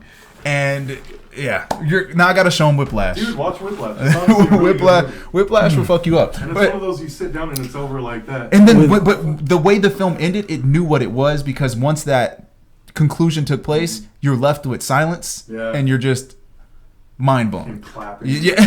The best thing about it, especially the topic we're talking about here on the Mark and Andre show, we're talking what makes a movie a classic. We're gonna wrap this up here. You guys have asked them what makes a movie a classic. To anyone in the comment section, let us know to you what makes a classic. Londa said right now it's Get Out for me. Last week it was Apocalypse Now. Before that, The Thing. Apocalypse Now, I watched it recently too. The movie blew, like, it's one of those war movies that isn't all about the full throttle section of war where it's just people with automatic machine guns and all that. It's just the psychology of aftermath after like even the fallout just at the tier end of Vietnam. Good stuff. Even a movie like Jarhead, a lot of people went into Jarhead thinking that it was going to be about war. No, this is just the boring time of war where you're just there in the Middle East waiting to get sent back. So damn, that's like suspense right there, huh? That is suspense. Exactly. So even even Landa chimes in. It's like not all about war. It's right. Apocalypse Now, even that war in that movie is just an afterthought. Landa was saying that the theatrical, I believe, is a good movie, like Apocalypse Now, but I believe he said it was a director's cut that was shot like a horror movie, which gives it a totally different feel and emotion and tone. One thing that I didn't enjoy about it, I knew Marlon Brando was in it, but I heard there was a bunch of issues with Francis Ford Coppola trying to get a sense of control with Marlon Brando, but despite that, he's not really, you couldn't control him back in the day. Like as Vito Corleone in The Godfather, there's tons of issues with that, but in this one, he was supposed to be skinny, but he ended up coming on set big. So that's why in all those scenes they had him all in darkness, doing the monologues, and it's just there's a tons of issues with that movie. But even with that being said, Marlon Brando still knocked it out of the park, even with the brief role that he had in the movie. He ended up saying that the theatrical is edited like a horror movie. Damn. Yeah, it is true. It's still crazy, man. Martin Sheen killed in that movie.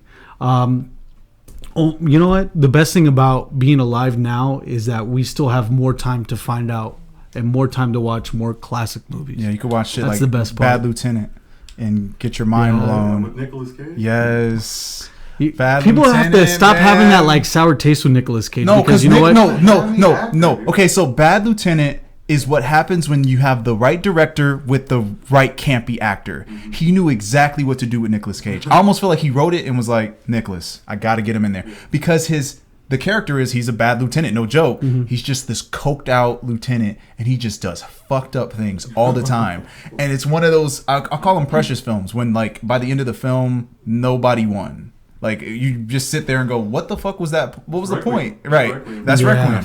So it was, Bad Lieutenant is just, you go on this journey and then it ends. And you go, it couldn't have been done without Nick. You needed Nicolas Cage for this film. And it's not bad campy. It's like accurate campy. He's coked out. He's crazy. He's pulling guns on people and fucking their girlfriend right in front of them in public outside. I think the campiness... crazy stuff. The ideal, like, if an actor has that title with them, I believe that if he wins, or he or she wins a best actor Oscar, that gets negated. I say if you have the experience to win a best actor... Best Oscar? Like an Oscar win, like if you win the Best Actor Oscar, that's negated now. You're officially you're held in high regard. Nicolas Cage has the 1995 Best Actor Oscar for. They'll figure it out in the. They know. Regardless of what he's won or what he hasn't won, he was Cameron Poe in Con Air. Yeah, you have a special place in my heart. Face Off, Castor Troy. Anyway, Law said. Francis Ford Coppola understood that Brando is uncontrollable, so he rolled with it. He also said Bad Lieutenant with Harvey Keitel I hear is good too. I was going to say that. Cool. The Bad Lieutenant you're talking about was a reboot. Oh, really? Yeah, Harvey Keitel was in the original one, and what about reboots back in the day that we've seen? I don't know. I mean, The Thing is a reboot. It is. The Thing you're talking about. Yeah. So that is a good question because reboots were done with a different type of heart. Reboots today are manipulations of a sort. 310 to Yuma, the reboot of that's good. Yeah, 310 to Yuma, but With Christian Bale and Russell Crowe, that one's high, dude. but the reboot of damn it, Coen Brothers, Cowboys and shit, the movie. True Grit. True Grit, thank you. True Grit. The Magnificent Seven was a reboot, but I didn't like it because it wasn't the authentic Magnificent Seven, and it was based on the Seven Samurai, so it's like a reboot of a reboot of a reboot. So yeah, I guess that's a good question. You know, older reboots, they have their place, but they were made with the director and the studio with like a level of concern. Like, I love this film so much, I would like to reinterpret it. But nowadays it's like, what works and what will get us paid. Yeah. Oz. So Old Boy. Horrible. The reboot. The reboot. The original Old Boy is monumental. I would never think that we would try to Americanize it, but we did. And it was a mess. It was painful. But this was obviously, everybody likes this Japanese film. I don't know what the fuck that's about. Just do the same thing. Why is that? Because people can't digest a foreign film? Yes, that's exactly what it is. That's really what it is. I think what started that trend again back in the 2010s was actually the late 2000s. I'll rather say the late 2000s is The Departed, because The Departed was taken from a Japanese drama, but it was a fucking hit. That was a good. But they put it in the right hands. Yeah, exactly. But yeah, they're not willing to do that anymore. You know, they don't trust the casual viewer to read subtitles. Last time they did that, to my knowledge, I know they probably did more, was either Ong Bak, The Protector, or it might have been Crouching Tiger, Hidden Dragon. Yeah. Where it was a monumental success with subtitles. It was either Crouching Tiger, Hidden Dragon, or Hero. I think it was Crouching Tiger. Crouching Tiger, Hidden Dragon. My uncle was like, you guys have to watch it. Uncle Mark was like, you guys should come with me. We're watching this shit. Right. I guess he already watched it once and he just took his back. And I think I remember the ads were better than The Matrix, you know, and all that crazy shit. Landa says the new release of It scares the shit out of me. You need 5 hours to tell that story. Oh, see, yeah. Can you believe this all started with Starsky and Hutch? Reboots. Even let's go into this next segment. Yeah, we get lost in the movie. I swear we should just have our own podcast show about films, man. Well, this is the only film, entertainment, and conspiracy theory. Yes, you're right, Adrian. This is the only film, entertainment, conspiracy theory podcast on Spreaker.com, streaming exclusively on Mr.StreamThing GTP. The Mark and Andre Show, episode 65, A Quest for Peace. For that ass. I'm Kang, Andres Kodos, and we're here looking at overlooking planet Earth with making a peace sign across North America, and we're here drooling and laughing about it above our spaceship. In So, conjunction with our wrestling. Yeah, with the topic being said about peace. There's been this idea that when I was a kid, everyone wanted this idea of world peace. Mm-hmm. And they made it seem so attainable. Mm-hmm. And getting older and becoming a little bit more wiser, watching a lot more movies, reading a few books here and there, one book or two, leads me to believe that the idea of world peace is so far-fetched now from when we were younger. Like the older we get, the more distance we get to that idea, and now it looks like an oasis and a mirage. Mm-hmm. But I guess, you know, the growing up is also attached to technology blossoming. It's all technology open your eyes to how big the world actually is. Would you guys? Thank you. Wow. Would you guys consider technology to be one of the attributes to one of the factors saying that we might not achieve world peace? Yeah. Yes. Yeah. 100%. Absolutely. I would agree as well. Because, I mean, at this rate, I'm trying not to get conspiracy about it. I'm trying to be really direct. No, actually. so that's our gimmick. I'm really trying to be direct, though. That's our gimmick, man. You got to go with it. Well, because it's a very specific question. I feel like I'm going to go in the wrong direction. But I'm saying it's a conspiracy. It's anything. I guess we are in a day and age where if we manage to find some unanimous agreement, everyone's at peace, all the nations and countries are working together in harmony.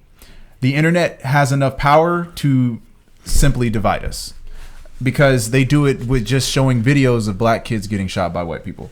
That's all they have to do is to divide this one country. So I'm sure. I mean, and you see if you go on Facebook or whatever, there's always somebody exposing somebody, like somebody or someone.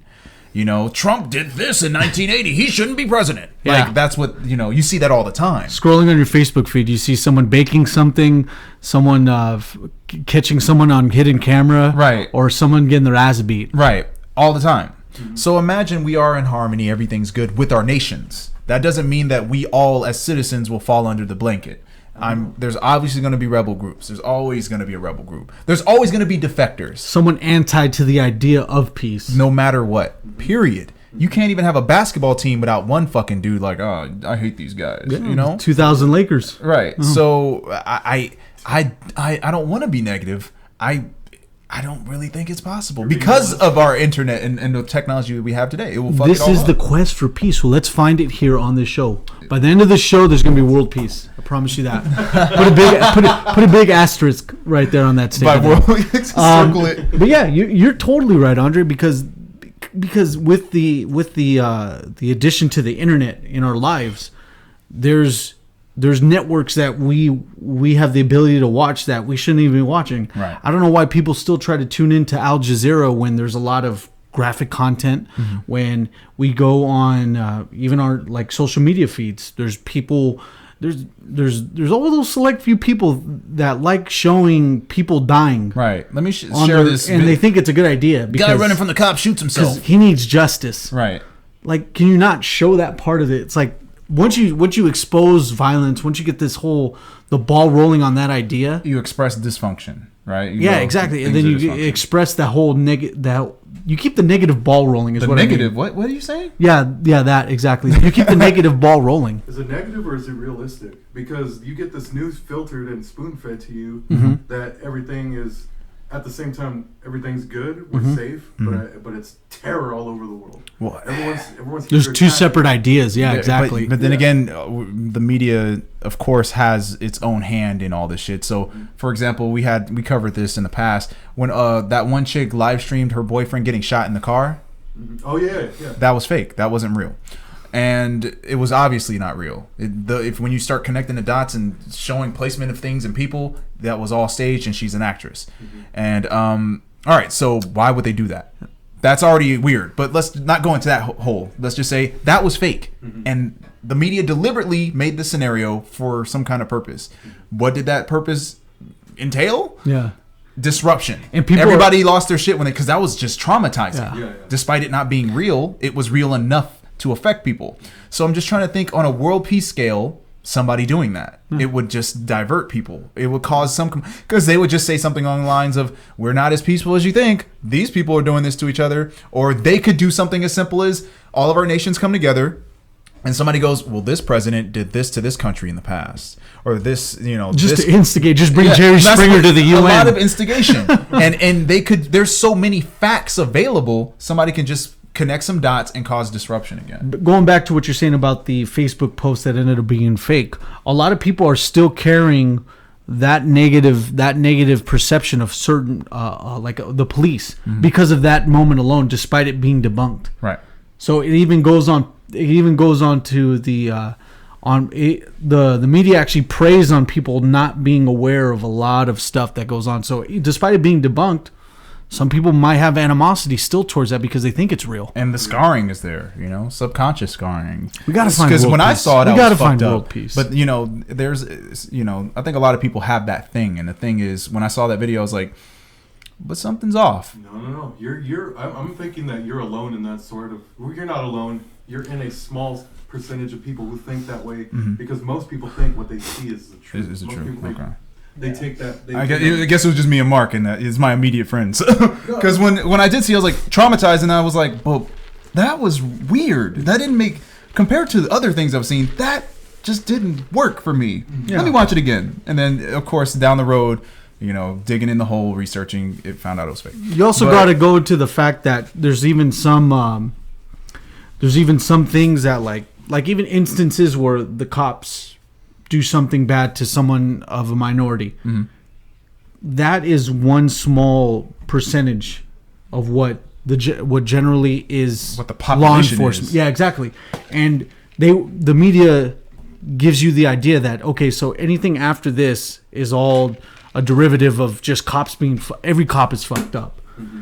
Everything, like all government is corrupt, and just the different videos can work for different situations, but the media can get that idea across. And Landa puts an idea out there. The news picks the dumbest stories off of the internet, then runs with it to get you to watch TV. Oh, absolutely. Nice. Thank you. He also said blood must spill for peace, so it's a snake eating its own tail, and people go to the internet to watch people dumber than them, and they think it's society as a whole. What? We can go deep. Wait, are you good on time? Oh, you're good. Okay. Called out for today. Yeah. Okay.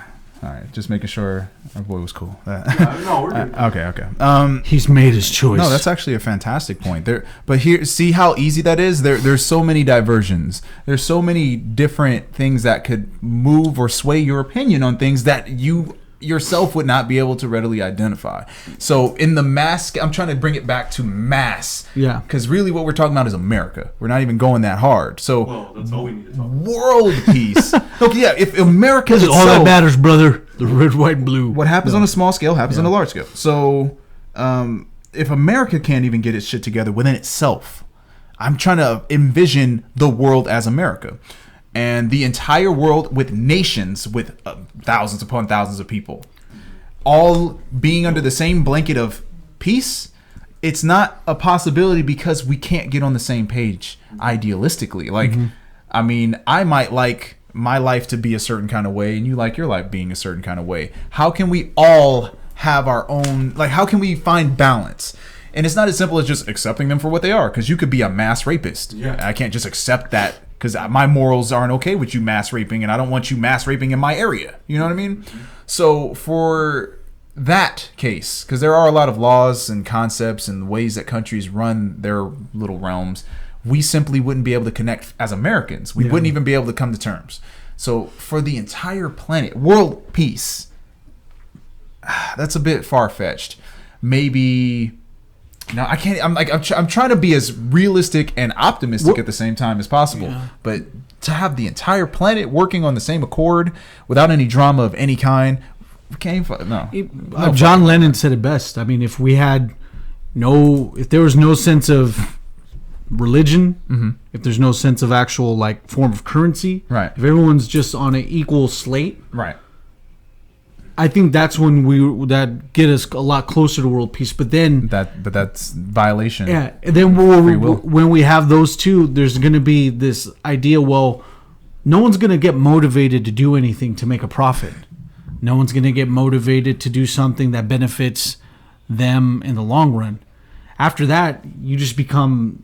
It's just going to be. There's just going to be this lull, and everyone's just going to just be complacent. And there's going to be no progression. And I think that's what we're going to be looking for world peace. Is there just has to be a plateau of human technology that just stops. And after that, no one's trying to succeed.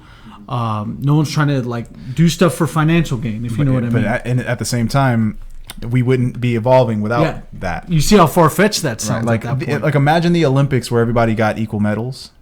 You know, everybody got participatory medals, right? Nobody's gonna, like you said, no one's gonna try. But this form of competition that we create amongst ourselves forces us as human beings to expand.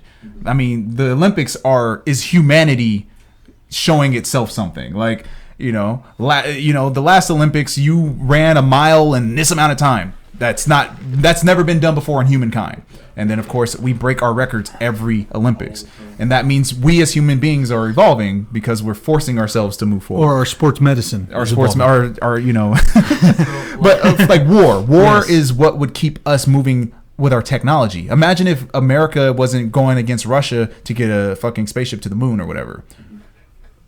Like, imagine if we weren't on that level, we wouldn't have done it so quickly. Yeah, technology. War is a harbinger of technology to make it right to get that going. We get drones because they've been using drones to bomb people for years. We just got them recreationally recently.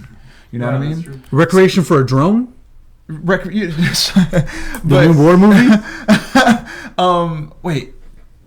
Well, come on. Oh, the military obviously has another form of internet that we don't use. Oh, for sure. Like, they have an internet that's unfathomable. You know, the virtual reality, augmented reality stuff, they already have that. That's done. They've been had that for years. When they're bored with it, we get it. So just imagine if there wasn't war, if there wasn't, I'm not saying war is great. I'm not advocating war in any way, but if we weren't doing it, we wouldn't be pushing ourselves to become more advanced, to stay in power, whatever the fuck. We have really bad morals. Yeah, but concepts. I'm saying if we take that all out the window, you think that then that's at least leads us to more of a peaceful society. If I'm staying complacent in North America, I don't really necessarily need to know what's going down in the Middle East, because, well, if I'm good here, then that's all I need to be, because I can assume that they're doing good over there, because we're all on an equal level playing field. You know, that's what the idea that I'm getting. Okay. But to play off what you're saying too, is that the more we advance, it still goes into being competitive. It goes into our ego, and after that, then it becomes. There's a lot more competitive edge to that. You know what I mean?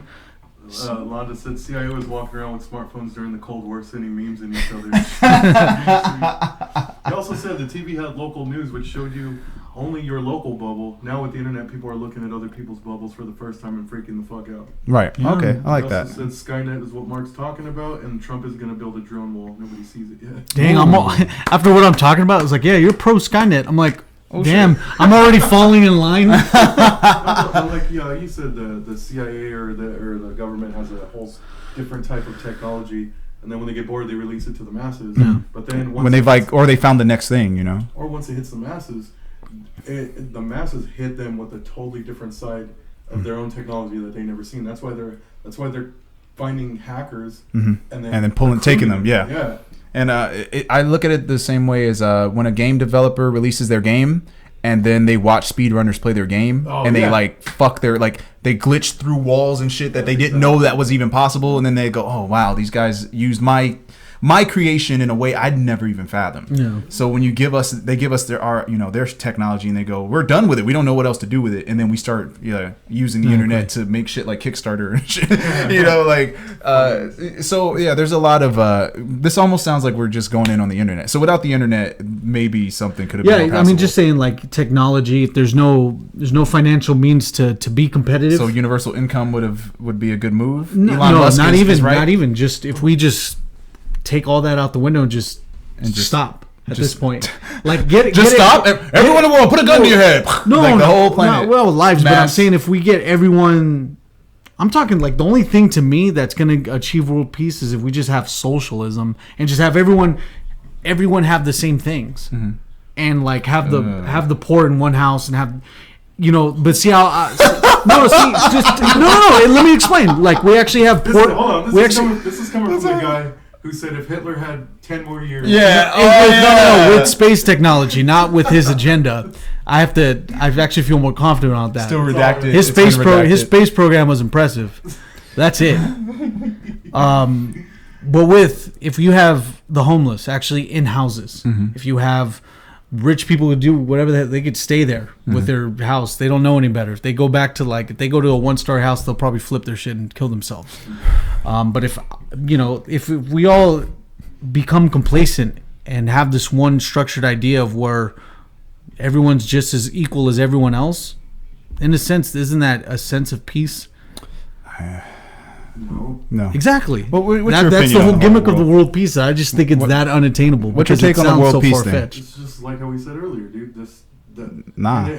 Nah. No, but exactly that. No, it's impossible, and not to get back to the internet, but with where would we be if the internet wasn't as big as it was? The internet? We wouldn't be having. Yeah. We'd still be like. It'd be 1999. Exactly. Still. 1996. We wouldn't be having this conversation. Actually, I would say it'd be because we all got worked for Y2K, so I think 1999 would be the. In constant. I'd say if you kept the internet at 1999 speeds, and just kept that, and never showed anyone else anything better from that time. We'd be more free. Damn, but you're right. Right. Really, dude, but, You'd be right. It's impossible because like there's places and sects of the world that we didn't even know existed that are still like like cave people or like pygmy people, Mm-hmm. and there. And you said the standard for peace is different everywhere else, Right. And Yeah. the fact that the sort of concept that America and the United States is trying to police the world, and even with people who don't necessarily agree with what we're doing, it's unfathomable that you can get everyone into agreement in the same box. Now, if I could throw in a small conspiracy, I think they're attempting that because we were actually talking about this earlier, memes and stuff, right? Now, the point that was made earlier, we were able to see our little local world. Now we can see the entire planet and what the planet is doing, what the planet is thinking, what the planet watches, what they dance to, etc. A breakthrough song comes on, or what? Like, let's say a breakthrough song comes out, it's #1 single, everybody loves this song. What do you see? You see people making dance videos to the same song. You see people making like meme videos to the same song. We see people making like little music videos to the same song. How about this? To bring in the point a little bit more, when a challenge comes out, when you see the mannequin challenge, and it's being shown in Africa, it's being shown in Paris, it's being shown in Afghanistan, we're all doing the same thing. We're all agreeing to do the same activity. We're all agreeing that this is actually really interesting and fun. Yeah. And there's a language barrier too. A lot of these countries didn't speak English with us. It wasn't even like the mannequin challenge is unsaid. It's just we're all posing like mannequins. Somebody started that craze and everybody started doing it. The most popular YouTube video, Gangnam Style. You couldn't get anywhere. That has 2 billion plays on YouTube. The world's population it's 8 billion. 8? Oh. 7 or 8 billion. So that means if you take it to human population, it's like 1.5 billion to 1 billion people watch that YouTube video. It's like at one point everyone was just doing the same thing and had the same interest. Yeah, and everyone loved this song and the video. It was like a high point. It was like a high point for society. Yeah, everybody was united for this fucking weird ass video, right? It's crazy because how crazy it sounds like for the short time that we're in unison. For the oddest thing, right? That's what I'm saying. The internet is such an anomaly because you couldn't predict what people like viral videos, like working on YouTube, right?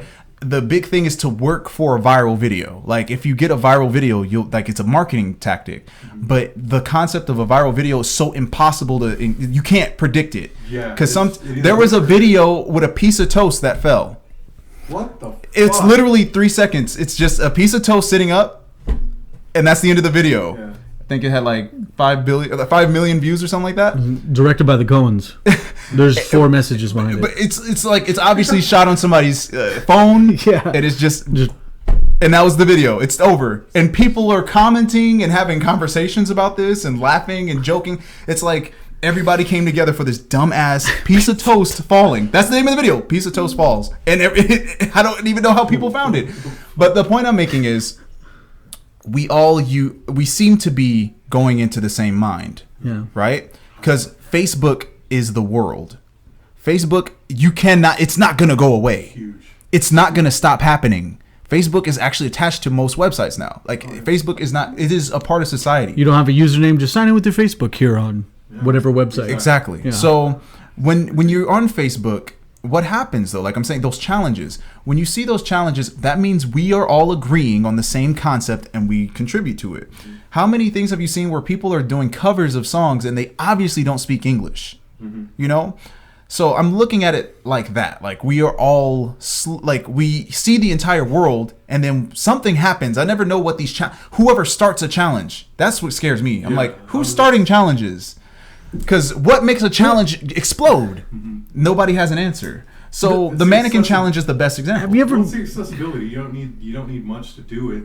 You don't. All you need is a group of people to agree to do it, and then you can.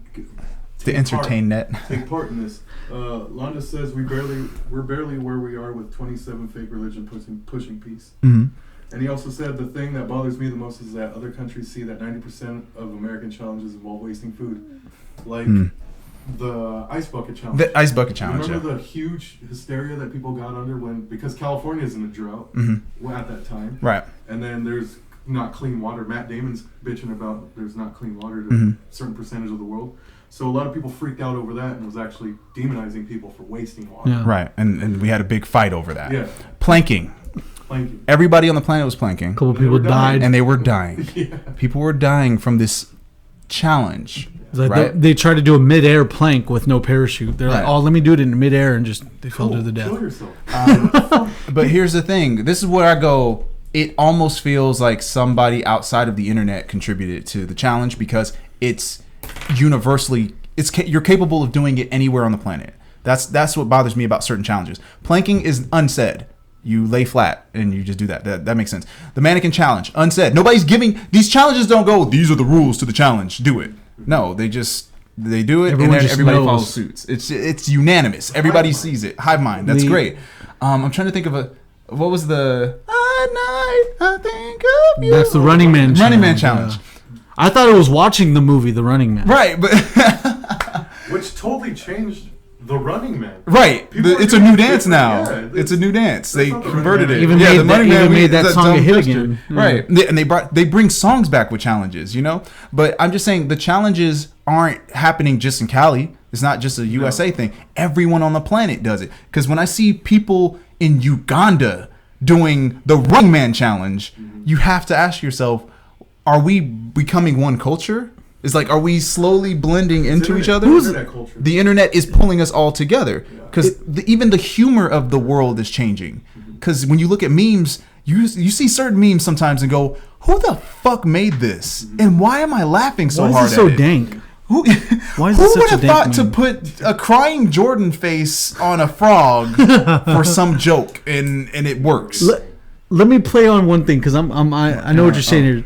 That the last person that was a human viral video was considered the most oddest person ever. Susan Boyle. No, Susan Boyle, Jesus Christ. Michael Jackson. Michael Jackson. Michael Jackson can walk from coast to coast. Molesting all the children. He can walk from coast to coast. Allegedly, he can walk Allegedly. from coast to coast, Moonwalk. and someone's gonna recognize him. Yeah. He can go to country, coast to coast. Someone's gonna recognize him. He was the last person that was like a human viral video. Yeah. And the person that was Continue. Keep going. the wow, don't you can't now I'm Yeah, distracted. now, like, what is Laugh. that? It says African plain challenge. Professionalism, sound lad. Carry a drop of moisture upon a leaf for 2 miles. Oh, Jesus. But Michael Jackson was the last person that was the most in tune with other people because other people knew him. Right. But was considered the most oddest person On the planet. on the planet. And it's just because a lot of people just knew him and they were just, everyone was able to critique and have their opinions about him. But it's like maybe he was just the most in tune with everyone. That's actually And pretty that's deep. just a reflection of everyone else's personalities on that Everybody guy. sees a little bit of him in them. Yeah, so in tune with everyone that he changed the complexion of his skin as well as the looks of his own face. Yeah, you know, That's psycho. That's something fucked up with your head. there might be something. You might have a little something inside of Michael Jackson in a way. Sound like? You might have had something inside of me. Who knows?